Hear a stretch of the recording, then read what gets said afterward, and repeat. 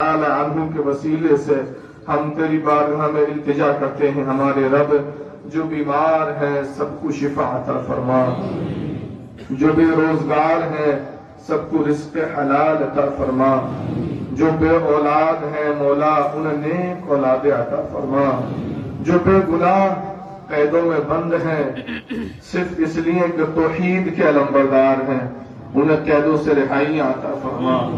میرے مولا پوری دنیا میں اہل ایمان جو ظلم کا شکار ہیں ان کی مدد فرما، غزہ کے مسلمانوں کی حفاظت فرما، غزہ کے مسلمانوں کی حفاظت فرما، غزہ کے بچوں اور بیٹیوں کی حفاظت فرما، فلسطین، ملک شام و یمن ہمارے ملک کی بیٹیوں کی حفاظت فرما، ہمارے محلے کی بیٹیوں کی حفاظت فرما، عزت اور آبرو کی حفاظت فرما۔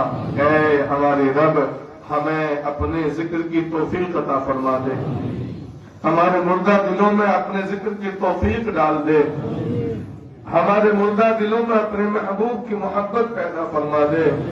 میرے مولا ہمارے پاس کچھ نہیں ہے سوائے گناہوں کے، سوائے نافرمانیوں کے، ہمارے پاس کچھ نہیں ہے، الفاظ ہی الفاظ ہیں اور اس کے سوا حقیقت کچھ نہیں ہے۔ تو بہتر جانتا ہے تیرا کرم ہمارا لباس نہیں ہمارے دل دیکھتا ہے۔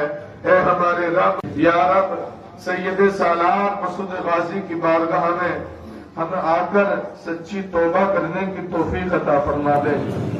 یہاں آ کر جو اولیاء نے مانگا ان کے وسیلہ دے کر ہمیں بھی وہی مانگنے کی توفیق عطا فرما۔ یا رب ہمیں مانگنے کا سلیقہ نہیں آتا، تو نے بغیر مانگے سب کچھ عطا فرما دیا۔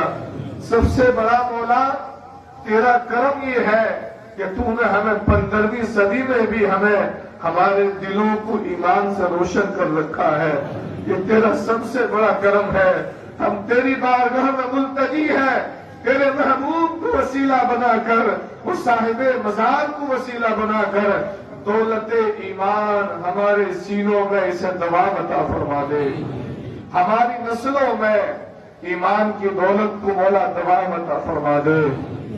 یا رب بہت سے احباب کے لیے کہا گیا دعاؤں کے واسطے، جس کے لیے بھی کہا گیا مولا کریم سب کو شفا عطا فرما دے۔